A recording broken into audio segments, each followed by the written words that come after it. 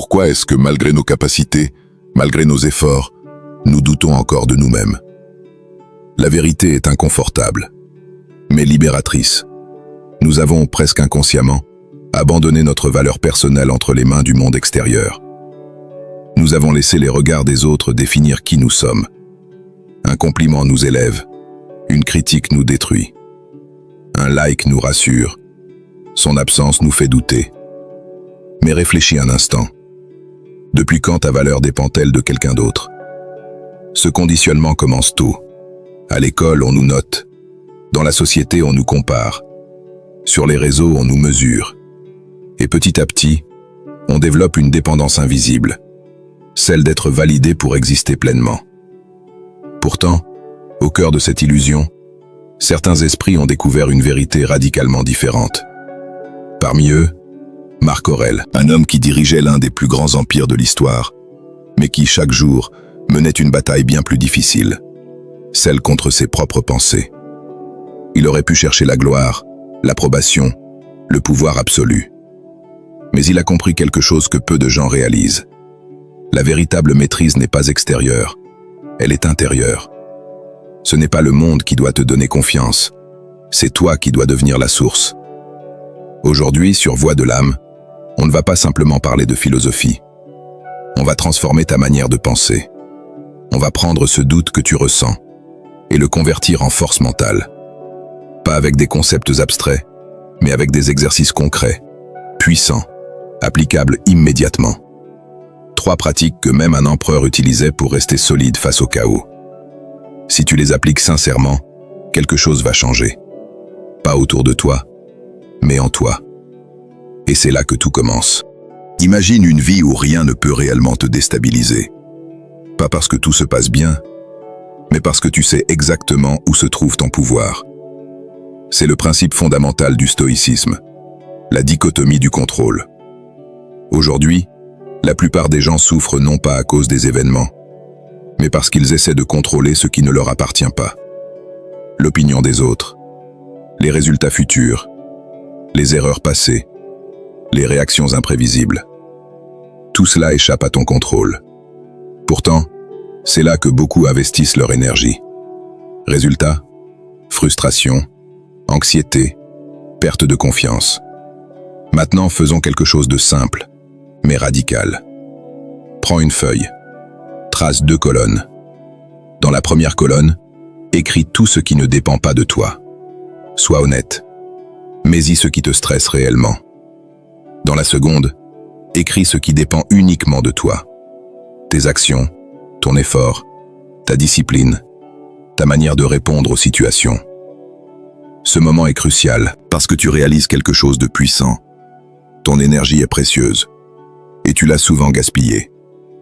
Le changement commence ici. À partir d'aujourd'hui, tu vas changer une règle fondamentale. Tu ne jugeras plus ta valeur sur les résultats. Pourquoi? Parce que le résultat dépend de facteurs extérieurs. Mais ton intention, ton effort, ta discipline, ça c'est 100% toi. Et ça change tout. Tu peux échouer et être fier.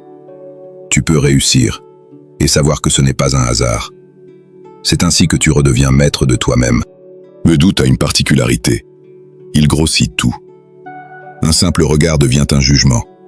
Une erreur devient un échec total. Un moment devient une catastrophe.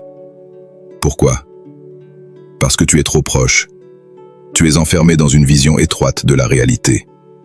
Marc Aurèle utilisait une technique mentale puissante, la vue d'en haut.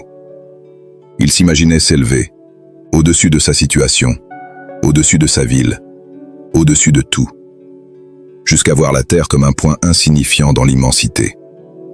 Fais cet exercice maintenant. Ferme les yeux. Imagine ta vie comme une scène. Puis éloigne-toi. Ton quartier devient petit. Ta ville disparaît. Ton pays devient une carte. La Terre devient une sphère flottante. Et toi, tu réalises quelque chose de frappant. Ce moment qui t'angoisse, ce regard qui te bloque, cette peur de parler. Tout cela est minuscule, presque inexistant. Alors pose-toi une question simple. Pourquoi donner autant le pouvoir à quelque chose d'aussi éphémère? Cet exercice ne te rend pas indifférent. Il te rend lucide. Et la lucidité tue la peur. La confiance ne tombe pas du ciel. Elle se construit. Lentement. Consciemment. Et chaque jour est une opportunité. Mais encore faut-il prendre le temps de se regarder honnêtement. Chaque soir, Marc Aurèle écrivait « Pas pour le monde, pas pour être admiré, mais pour se confronter à lui-même. » Et c'est exactement ce que tu vas faire. Avant de dormir, prends quelques minutes. Pas pour te juger, mais pour t'observer avec honnêteté. Pose-toi 3 questions.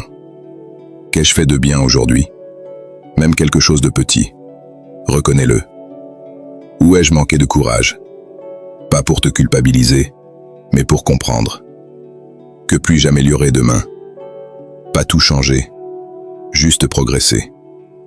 Ce rituel transforme quelque chose de fondamental. Tu arrêtes d'être ton pire critique et tu deviens ton propre mentor. Jour après jour, tu développes une conscience de toi-même. Et cette conscience devient confiance. Le bonheur de ta vie dépend de la qualité de tes pensées. Cette idée n'est pas une belle phrase, c'est une responsabilité. Ta confiance ne dépend pas du monde. Elle dépend des décisions que tu prends chaque jour. Décider de ne plus courir après l'approbation. Décider de te concentrer sur ce que tu contrôles. Décider de voir les choses avec recul. Décider de t'améliorer, un jour à la fois. Ce n'est pas spectaculaire, mais c'est puissant. Et maintenant, on passe à l'action. Pas demain, pas plus tard, maintenant. Écris en commentaire une chose qui te stresse actuellement et que tu décides, dès aujourd'hui, de ne plus essayer de contrôler. Laisse-la partir, libère ton esprit et commence à construire une confiance qui ne dépend de personne. Parce qu'au final, la personne la plus importante à convaincre, c'est toi-même.